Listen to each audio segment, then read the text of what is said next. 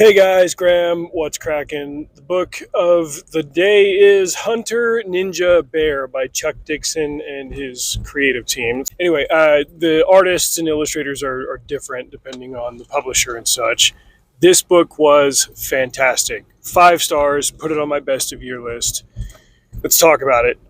You ever seen one of those memes going around that it'll list the years for different things that seemed disconnected and couldn't possibly have overlapped or been related to one another, but there's this one narrow gap where all of the years lined up, and you say, okay, so the last samurai was this time, and the first sighting of this was this, and blah, blah, blah. And in the end, you're like, conceivably, there was a time when a samurai could have sent a fax to Abraham Lincoln about Bigfoot because there was one year when all of those things existed at the same time.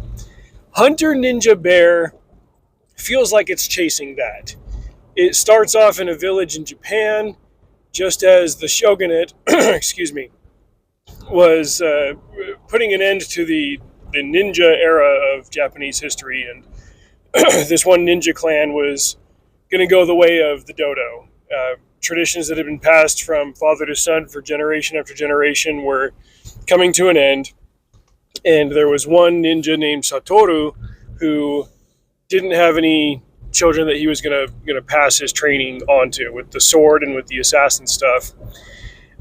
Japan was revolutionizing. They were going to change their way of life. They were going to embrace more industrialized, well, we'll say not really industrialized, but expanded methods of agriculture. They were going to cut into the hillside, build rice paddies, that kind of thing.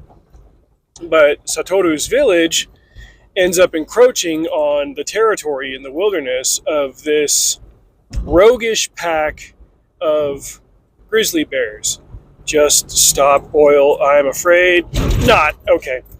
And do you guys remember that movie Ghost in the Darkness? Came out in the 90s. It had Michael Douglas in it and I believe Val Kilmer.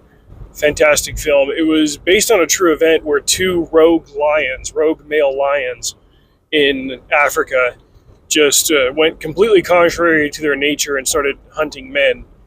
Well, in this story, in Hunter Ninja Bear, there's a pack of bears that hunts and lives kind of like a pack of wolves might.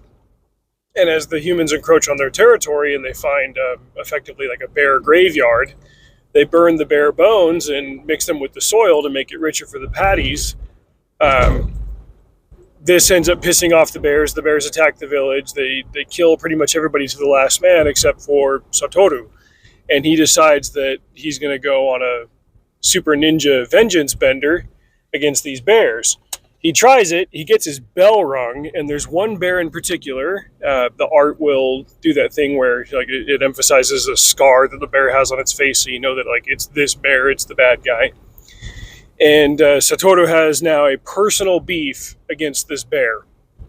Along the way, he meets a young woman named Hana, and through flashbacks, you find out that he saved her when she was a little baby and kind of feels responsible for her now. She's got no relations. He's got no relations. She wants to learn the way of the ninja from him, and he's like, all right, well, it's going to be tricky, but here we go. And he sees some, man, I'm getting way detailed in this. I'm sorry. It's just so awesome. I keep thinking about it. He sees some propaganda, some sensationalized newspapers and stuff that tell the account of a bear hunter in California. And this is the point where you realize that this story takes place during the 1849 gold rush. And there's a gold digger slash hunter guy named Jim Wilkers, and Satoru's like, okay, I can find this guy and he can help me put down this bear. But then you go and you spend a couple of issues of this book. This book is 360 pages long, and just the art is fantastic. It nails a whole bunch of different tones. It just does everything right. You meet him, and you meet his motley crew, and they've got their whole diversity thing going. There are different Indians in his group. There's different white guys. There's young and old. There's all like a whole representative crew of that era working together, hunting bears, getting gold and stuff. And Wilkers also gets his bell rung by a bear. And he has this vision that he needs to find one particular bear, fire spirit bear, and kill it. He determines after meeting Satoru that it's this bear, the bear that killed Satoru's village. Satoru's got some gold. He and Hana pay Wilkers and his crew to come with him back to Japan, find this bear, and put an end to it. So that's me skipping over a lot of detail on the back half of this story. Holy crap, the whole thing was just a tour de force. The art was spectacular. They nailed every technical aspect of it, but they nailed every ethereal and evocative aspect of it. The characters were colorfully drawn. They had unique visual language assigned to each of them. The way that their language was written was authentic and specific, and sometimes comedic when it needed to be. The heroes were rugged and masculine, and the heroines were beautiful and feminine, but at the same time, like, it all fit the world. It was art the way that it was supposed to be. It's not like, oh, let's do a 100% historically accurate representation of the visuals of this. It's like, let's take this and make it look as visually compelling and demanding as it needs to, so that you open this page and you just stare at it so that you can keep taking in all the details and what it's saying to you. That is the beauty of this medium. The publisher is called Phenom Comics. This is pitched as like volume 1 in a series, but it came out a couple of years ago. I don't know if volume 2 is going to happen. And honestly, I wouldn't mind if it doesn't, because the ending, which I'm not going to spoil, it sells, we'll say, some of the cyclical nature of things and how things work in nature. Satoru even emphasizes this at one point, that this hunt going on between Wilkers the hunter, Satoru the ninja, and Fire Spirit the bear, it kind of represents a cycle of infinity, and there's a way that plays into the story. If I've got any complaints about it, I will say that there's a spot of antagonism that kicks up between Satoru and Wilkers at the end, where it's like, okay, that feels a little bit sudden, and this particular development maybe could have used a little bit more time to breathe. But like, once you understand what and why, and you keep thinking back, like, okay, well, this happened and he felt this way about it. Okay, so I guess it makes sense.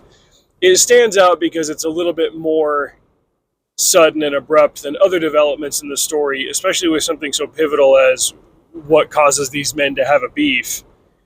Yeah, it stands out, but it still works in the end. I got to the end of it and I put it down and I thought, holy crap, like, I'm going to read this book a lot. It was just fantastic. How did I come across this one? Well, I'm glad that I pretended you asked. A couple of weeks ago, I did a post over on Substack where I was analyzing the success rate of crowdfunded books that I had backed. And somehow I ended up with 2 Indiegogo accounts over the years. And I've also got my Kickstarter account. So I logged into all of them and I looked at all the projects that I'd backed, and I took account of it. And it's like, I've probably got, I didn't get a percentage rate, but like a 75 to 80% success rate with backing comics and really, really liking the project that I got in the end. I guess the same thing could also be said of independent novels. There were a couple that were definite misses, but in the searching and everything, this one popped up and I was like, wait a minute, I remember this title, but I never read it. And I looked at when it came out, like when the campaign was. I was like, oh, that's why.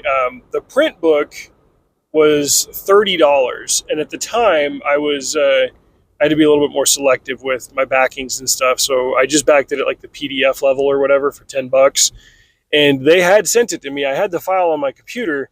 I wasn't able to get it to work. I tried opening it in a couple of different readers and a couple of different formats, and I don't know if the file was corrupted. I was like, great, and I got to find whoever was running this campaign, and I got to email them, and I got to tell them and get my number and blah, blah, blah, and find a better copy. And I was like, well, the book's been out for a while. Why don't I just check eBay? And most of the sellers who had copies of this book were selling it on eBay for pretty close to what the publisher wants for it. So still $30. Phenom Comics has a website, and they've still got copies of it for the premium price plus shipping.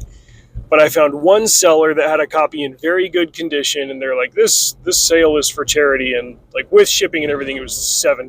It's like, cool, I'll eat that.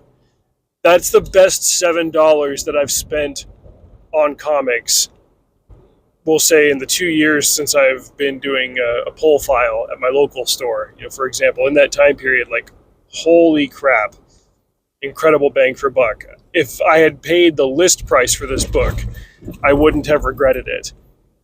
And so, at the time, if I had sunk the $30 into the campaign plus the shipping and whatever, okay, it would have been a little bit pricier. But this is one of those rare, like, super hits. Chuck Dixon just continues to prove his mettle as a writer. And the cool thing about comics is the collaborators are always mixing and matching as these projects go on. So if you like a writer, you can find 10 books of his that were all drawn by different artists and get a different visual treatment. If you like an artist, you can see how they handle different writers. And sometimes the writing's not going to be good, sometimes the art's not going to be good, whatever. But this one, like, the stars aligned to make an incredible concept, incredible story, incredible characters.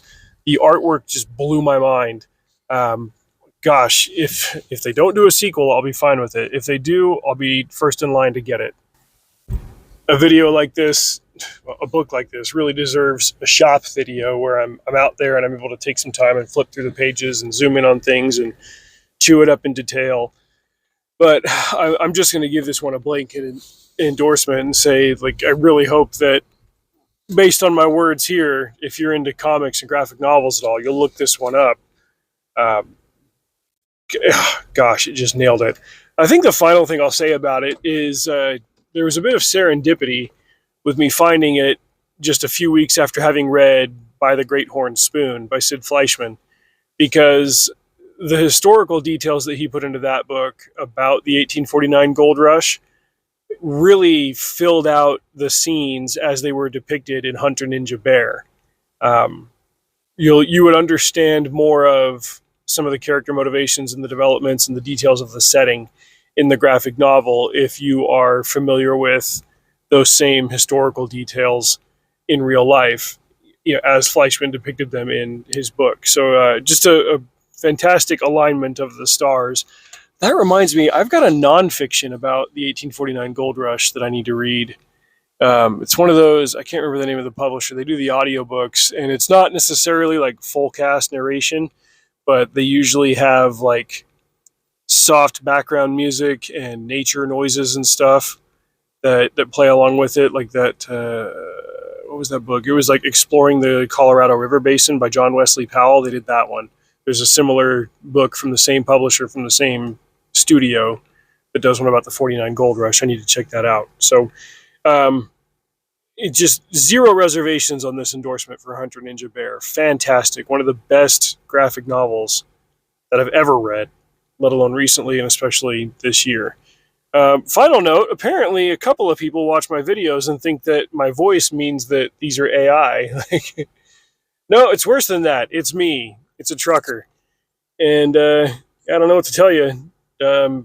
Maybe the machines are going to trick you a lot easier than you think. Idiot. Drive safe. See you out there.